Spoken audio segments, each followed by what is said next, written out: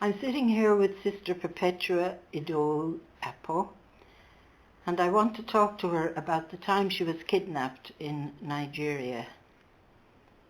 So, Perpetua, what year was it that you were kidnapped? Can you remember? That was in May 2016.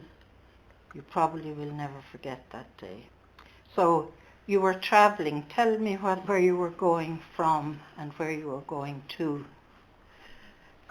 Bukola Familade, another St. Louis sister, with the driver. We left Zonkwa, the northern part of the country, going to the west in Ogun State for an assembly.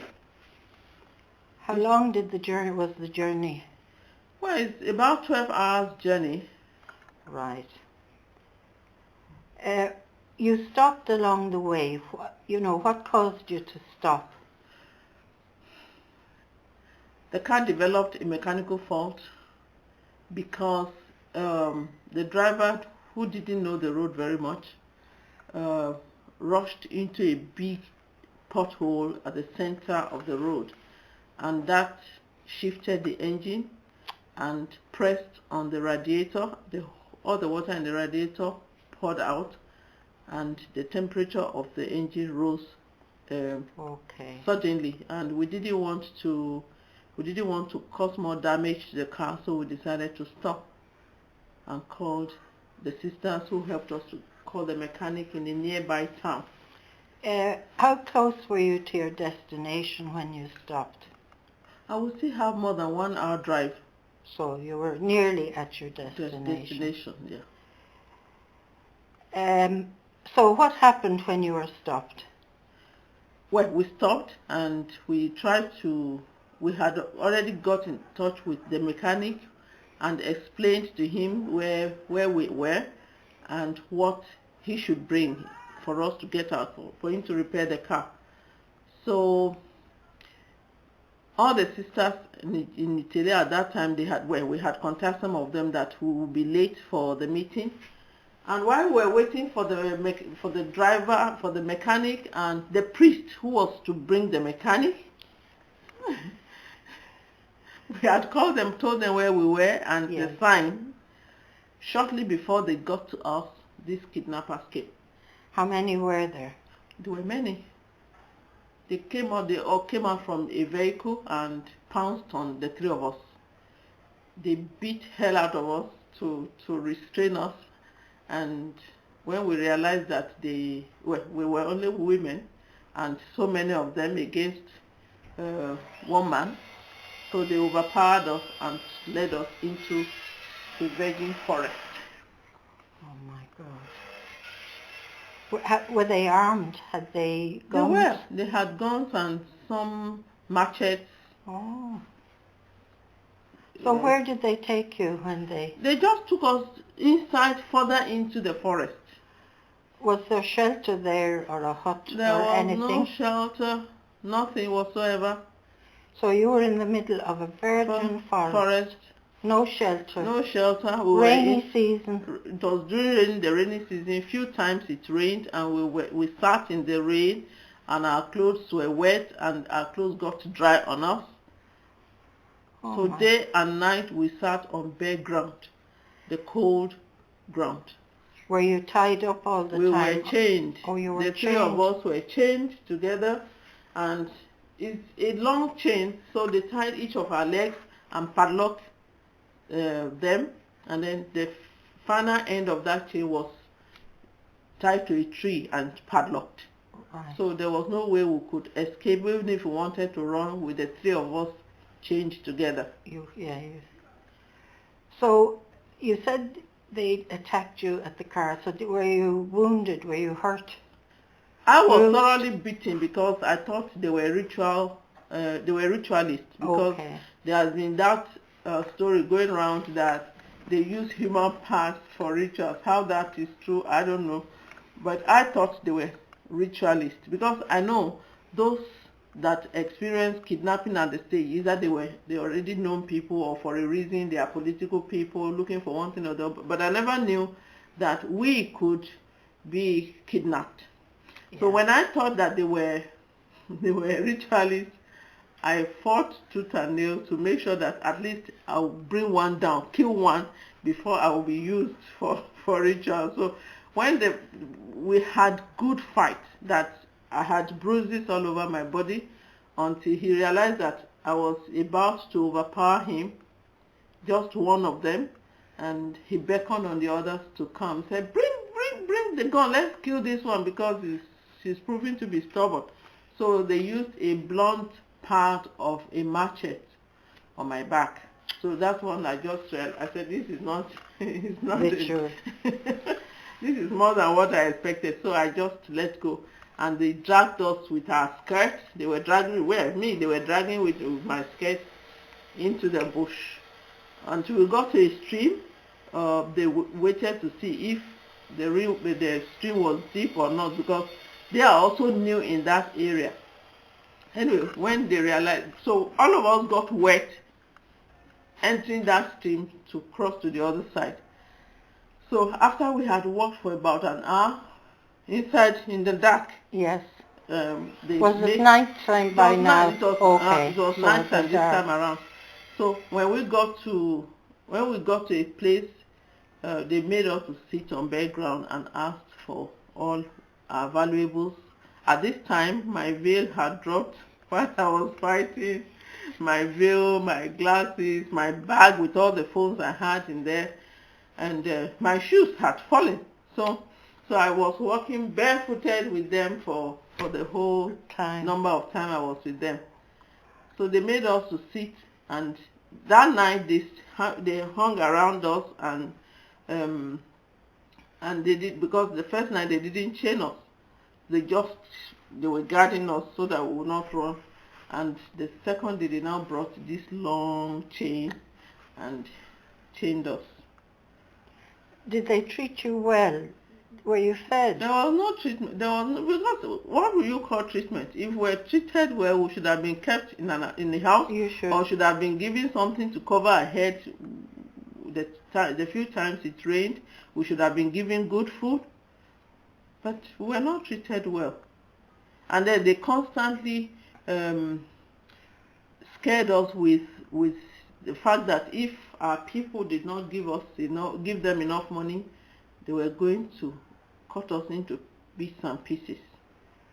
Had they contacted your people? That night, they asked, because they got my phone later, they got my bag in the course of the fighting, since they went back to check for it, and they asked for a number. The only number I could remember was William's number, which is, even as soon as I called the number to the person who was asking, they all got it. Very easy to memorize.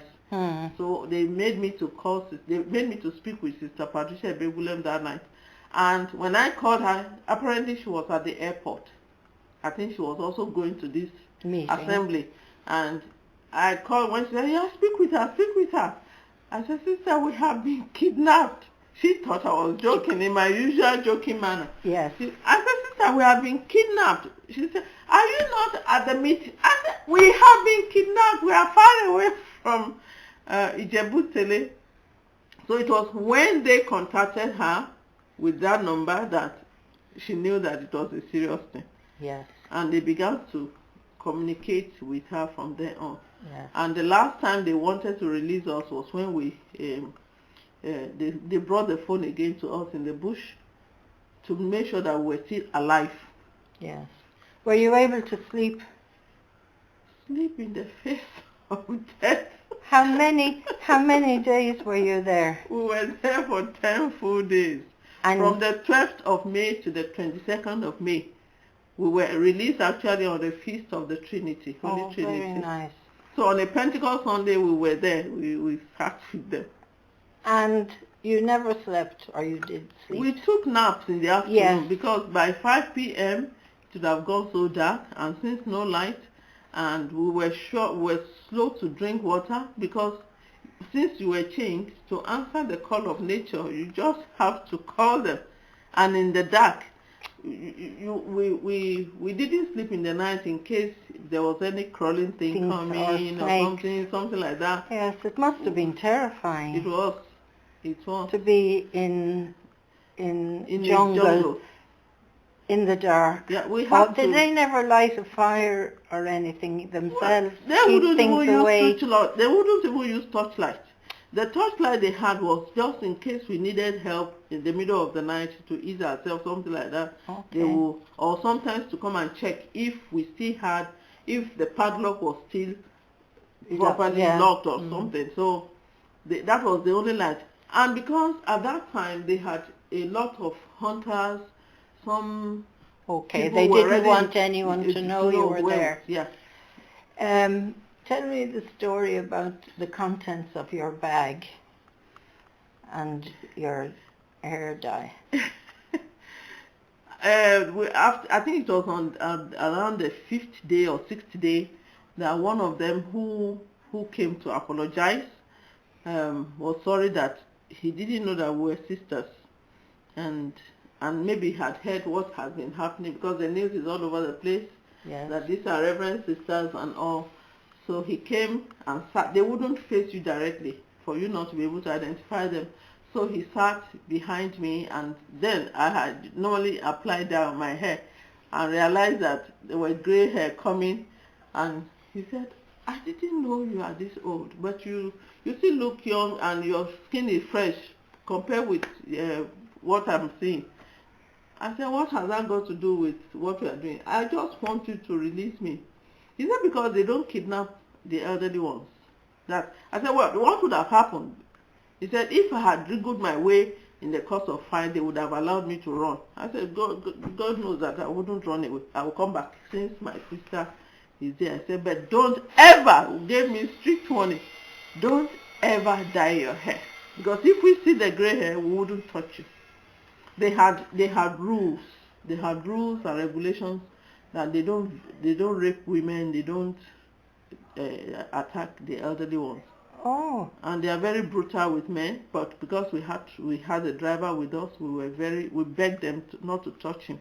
Okay. Because we'll be held responsible if anything happens to him. He's just a driver. So having grey hair is beneficial. Highly beneficial. Even in my new place of assignment, I'm giving that respect each time I enter public transport. So people will stand up for me. I'm an old woman. Well, why did they let you go in the end? Why did they let you go? Well, the state government intervened and wanted us out. I think because it was still very new at the time when we were kidnapped. The state government didn't want the security or the police to get into the bush to get us out, because in a way to destroy any evidence for anybody to identify them, they will kill us off. So they wanted us out, and that's why the government gave the sisters some money to give them as ransom for us to be brought out, because they knew where we are using the GPS. Oh yes, yeah. But they made a mistake. What did they do? They made a mistake because after they were using one of my phones, which they couldn't operate. Okay. I think they must have, maybe their main boss would have taken one of the newest phones that I bought for the school. He must have taken that. But this another a company phone that I was using at the time, and they didn't know how to operate it. So they brought it to me in the jungle to operate it for them. So when I checked, I said, oh, but the battery is low. The battery is not working. Mm. So each time I try to put it on, it will just go off. I said, but the battery is gone. I said, why not use your own phone to make contact? No, we don't do it. But in their desperation, they now use my SIM in their own phone. And the service provider recognized all the contacts in their phone. And from that moment, they began to monitor all the calls made with the phone. Oh, that was very good. Yeah. So they knew all their movements, all the places where they were making the calls. They knew them. So even the time they brought the phone to us in in the jungle. They knew where we were.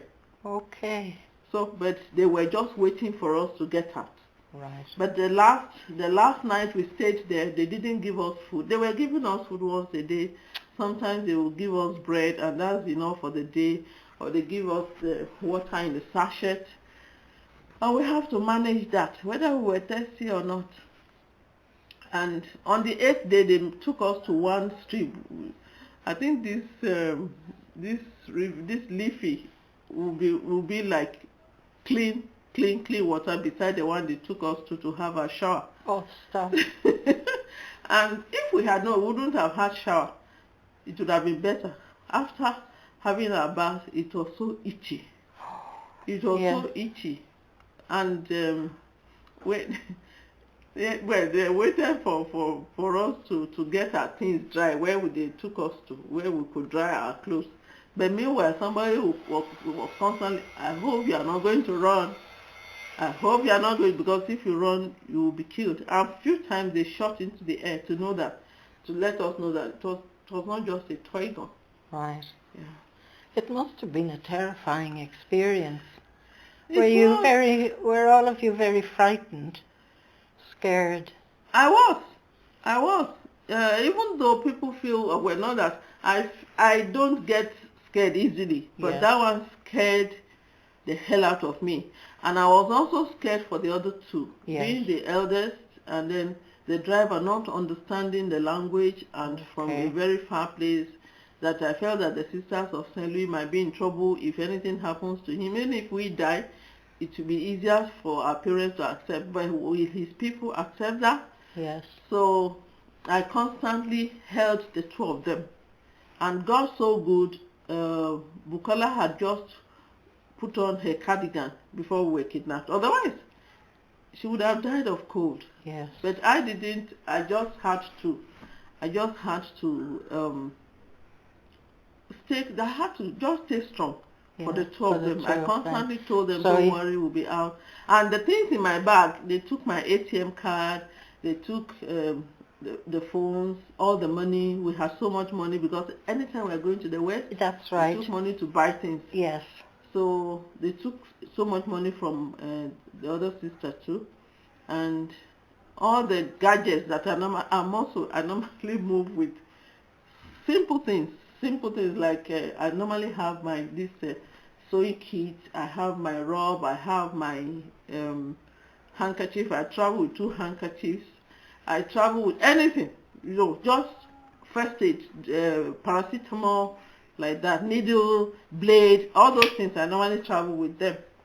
But because we're not allowed to even do anything, we just kept looking at them until they released us.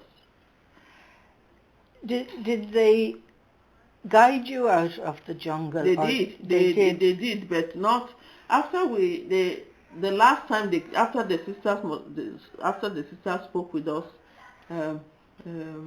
Sister, how they said, Perpetua, I said, sister, we are still here. So the sisters promised that they will give them the money, we will soon be released. So by evening of this was around 9 a.m. in the morning on Saturday, that before midday that we'll get the news, they will come and take us out. 12 o'clock, 1 o'clock, 4 o'clock, no sign. My other sister broke into tears, the driver broke into tears. I said, that is not going to help any of us right now. So I was just shouting, I am hungry. Because I felt that maybe we might have to run away, or we might have to walk a long distance. Yes. And they are not giving us food for morning. I told them, I'm very hungry. They should just give me food. Because I was prepared to run. And then they now came in the evening. They didn't bring food until dark. When they brought the food, we just kept it aside. The other sister said she wasn't eating. I said, you better eat for energy because we might be running in this case. So after they made sure we ate, they told us that they were going to use me, being the fattest, as I'm going to act a drama. Because when we were moved 3 times. Okay. Because they were moved from one location to the other. So one of the last place where we stayed is a swamp. It's a swamp, and it was a ditch. Just have, and when we were being taken, about 8 of them took us. 8? Eight men took us. 8 young men. They led us to this last place where we stayed, and it was on Pentecost Sunday, I remember. So we saw some pits covered with planks, because we were stepping on planks, so we were wondering what it was. So they asked us, those planks, they are covering pits, that if they realize that they are in danger, they will hide their victims in the pit. Oh. So they now told us that their boss had asked us to be kept into the pit because our sisters were not answering them. They had asked for 20 million, and all they could give was 500,000. Right. So that until they get the 20 million, they will keep us in the pit. And they constantly told us that if we are not careful, if we just die, we'll give you a shallow burial here, and then we'll forget about it. They were very stern, and there was nothing like any pity for us. And they were probably Christians. They all have Christian names. Oh. They all have Christian names. One was John. Okay. Yeah. Well, and I'm also wondering, there must have been a lot of mosquitoes. Did anybody get malaria? I think the body knows that there was danger. Okay. There was more important thing to fight than to fight malaria. Yeah, that's very interesting, yes. There was more important thing to fight. Because the big mosquito, I've never saw those kind of mosquitoes in my life. Big mosquitoes in the floor of the forest. Because it's more, because being a damp, swamp, it's so dampy, and with brown leaves, everywhere you have all manners of worms. This is a forest. Oh. So we had to use, even at a stage I had to use my teeth to cut some palm fronds that because they are grown so wild. I had to use my teeth to cut so that we could have something on the ground to cover all those things. Just to sit on, not even because it's on bare soil, cold, wet soil. Oh. So we were as dirty as we were very dirty. I bet you were very dirty. 10 days in the jungle without a shower. So, and I had to be, because if there was any slight movement, because they will hang around, they will come. If you do anything, they will blow your head off. So it was very scary, very, very scary. I'm sure you prayed a lot. Did you pray a lot? Who else do we turn to if not God? If not God, but each time they gave us food, or they allow us to ease ourselves, I pray for them. Thank you very much. God will bless you.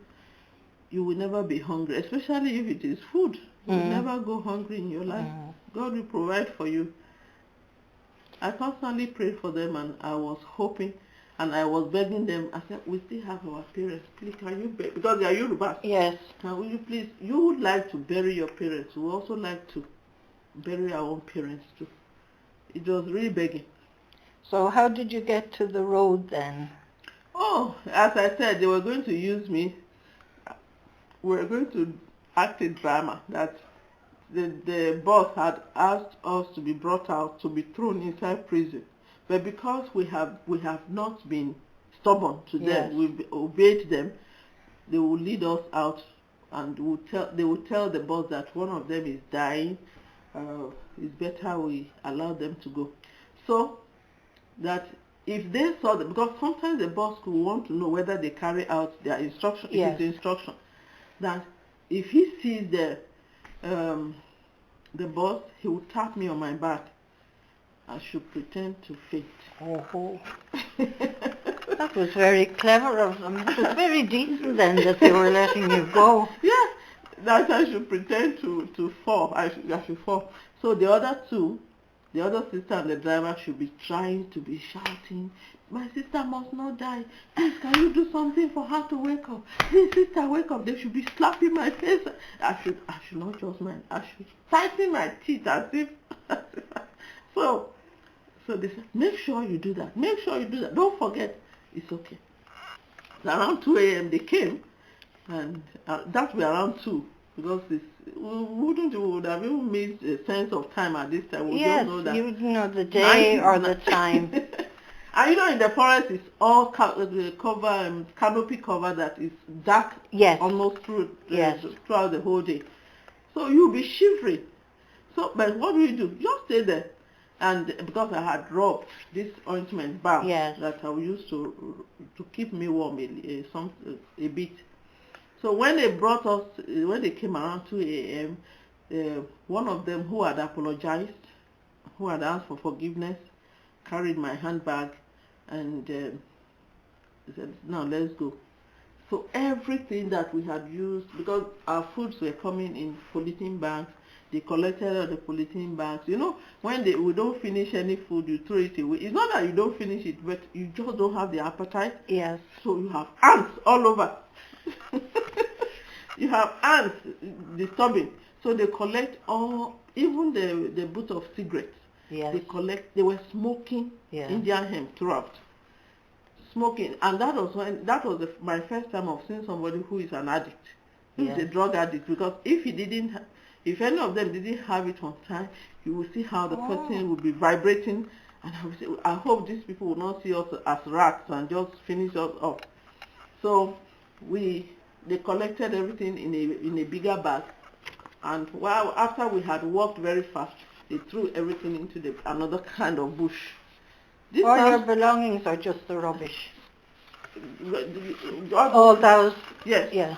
So that in case they're looking for any forensic, yes, I know what you mean. They yes. threw them somewhere else.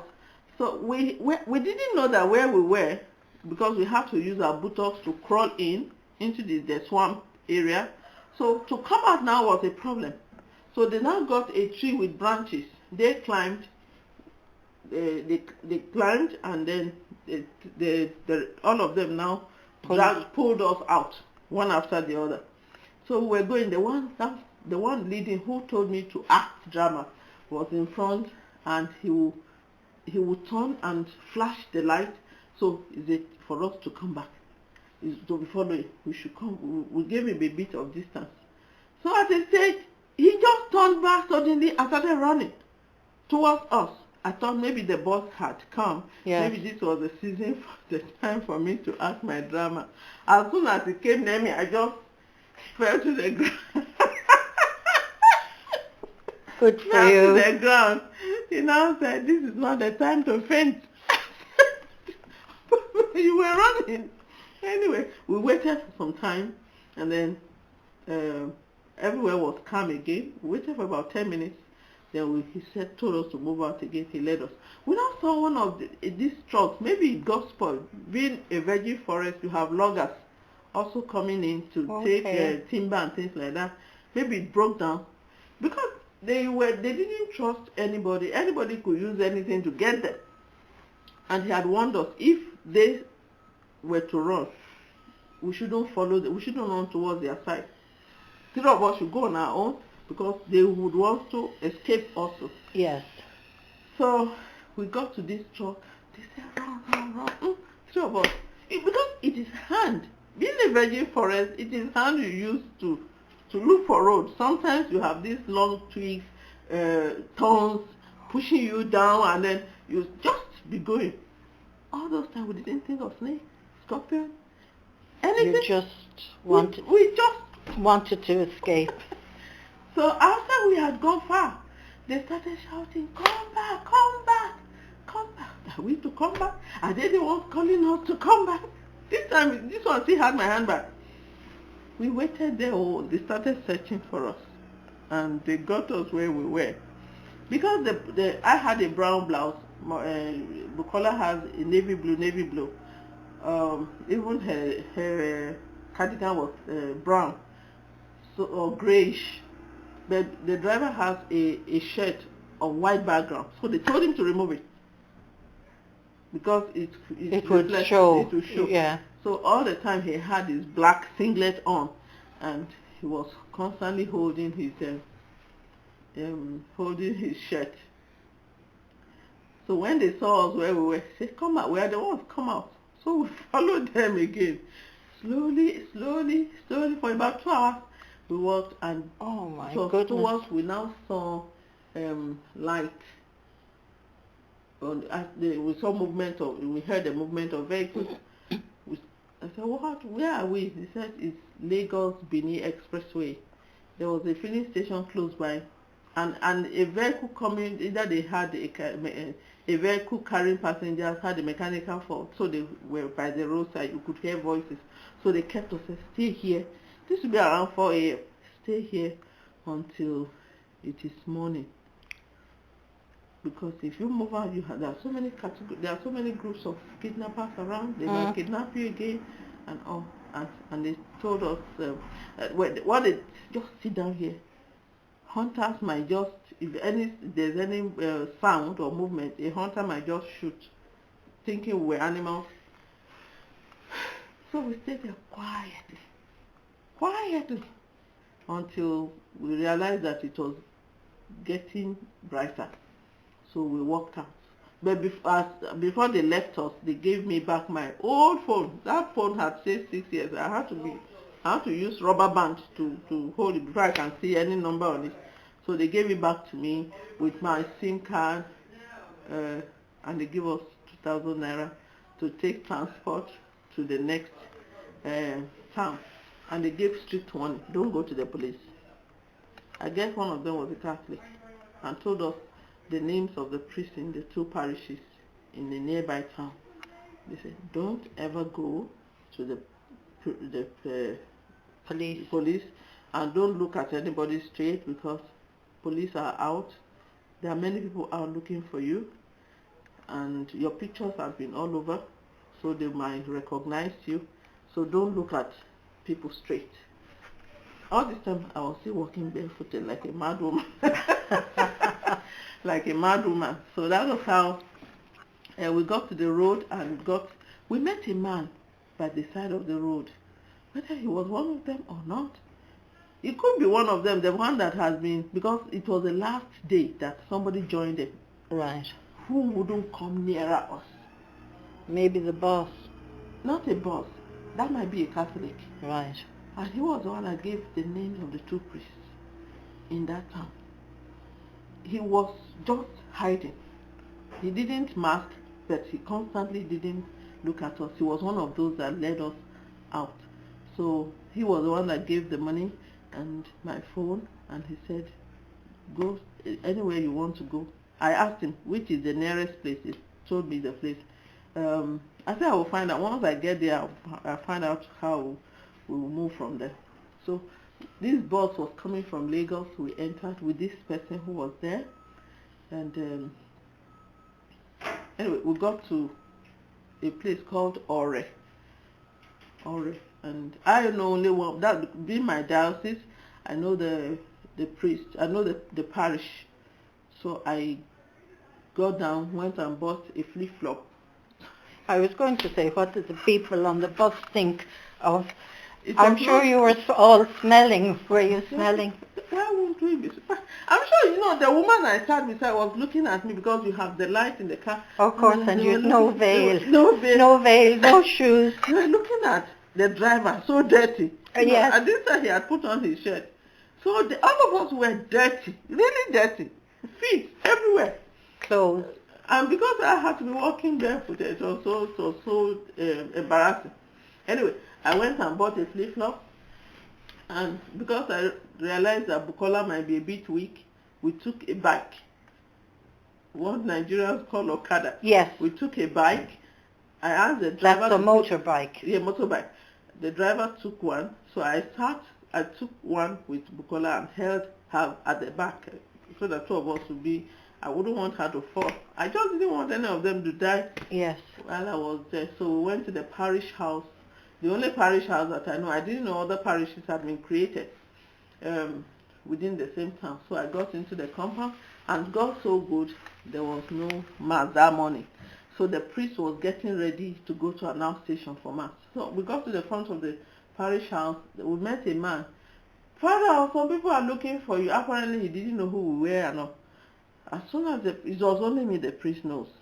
As soon as he saw me, he almost fainted. He started shouting. He was shouting.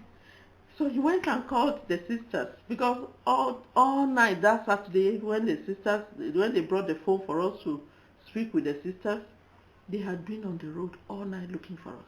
Okay. Because they told them, you will see your sisters. Tonight you will see your sisters. So they didn't sleep, they were looking for us. Normally they were in the newer parish, which is close to the roadside. I didn't know that one. So he called them. Less than 5 minutes, Patricia, Begulem, Bridget, Tagum appeared with the priest who was to come with the mechanic, because they have been the one dealing with these people.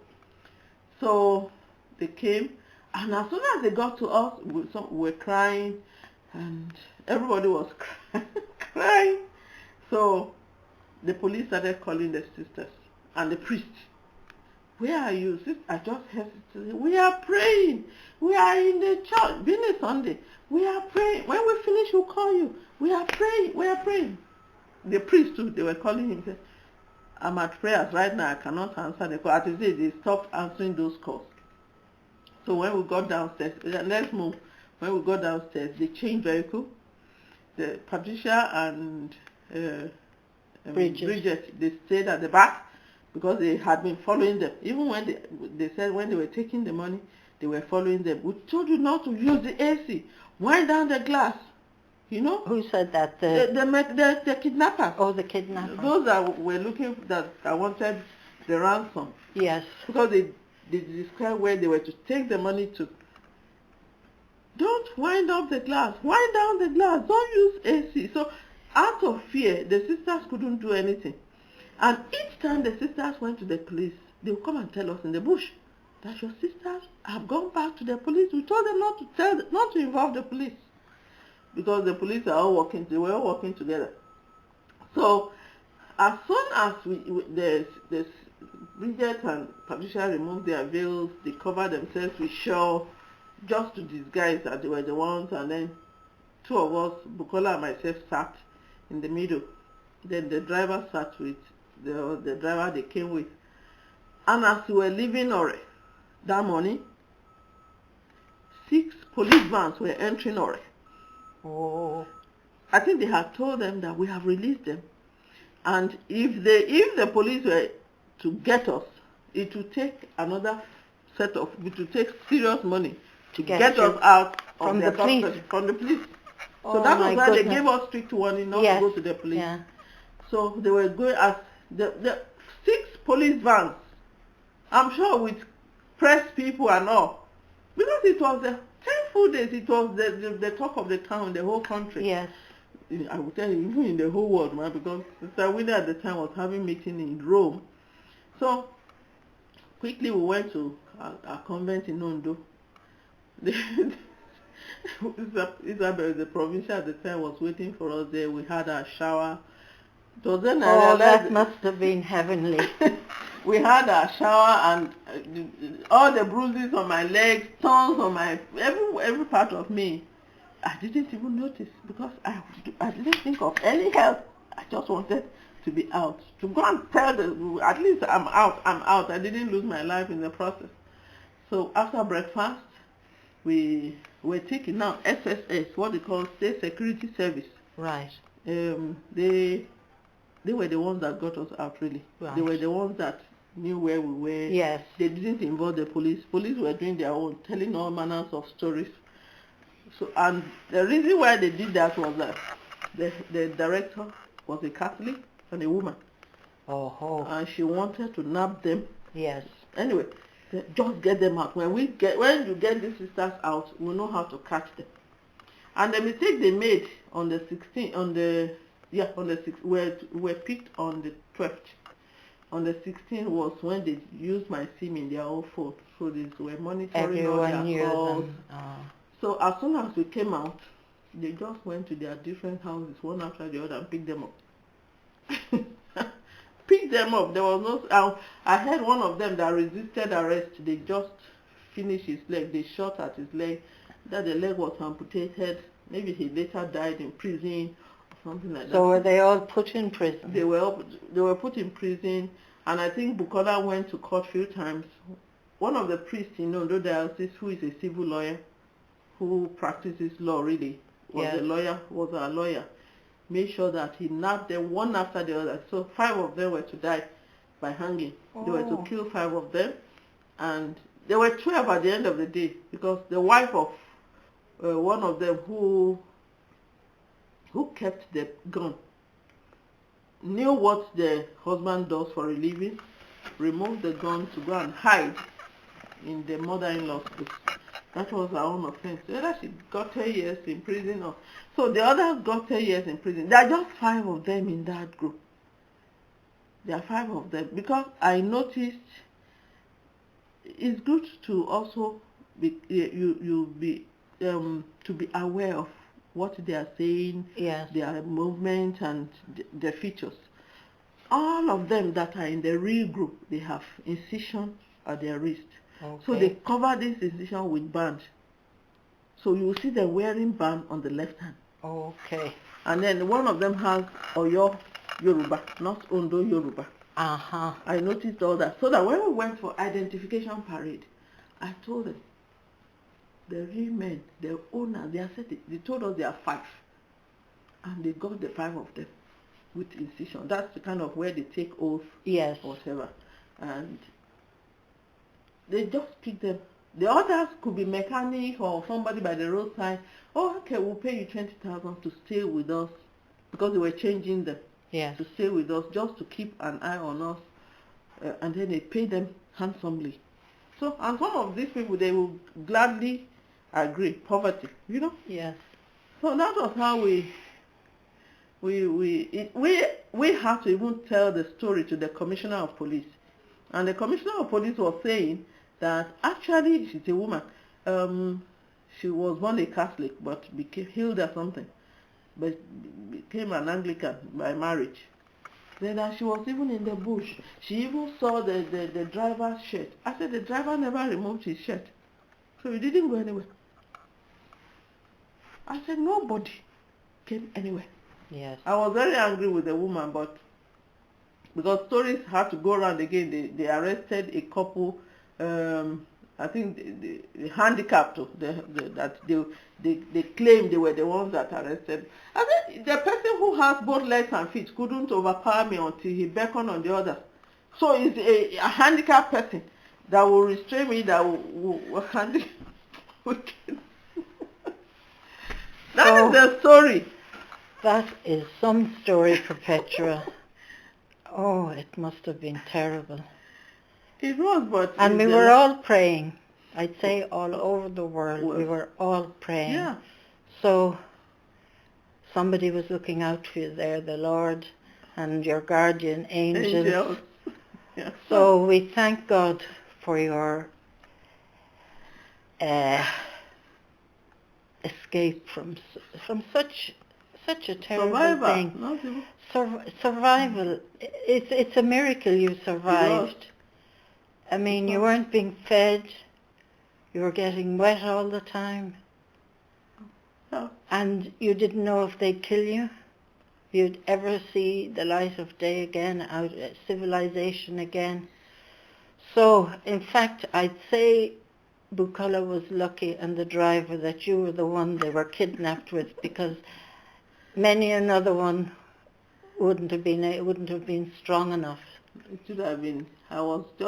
I constantly told it, don't worry, we'll be fine. Yes, and you were right. We'll be fine. Anyway, Perpetua, thank you very much for sharing your story. You're welcome, Chief.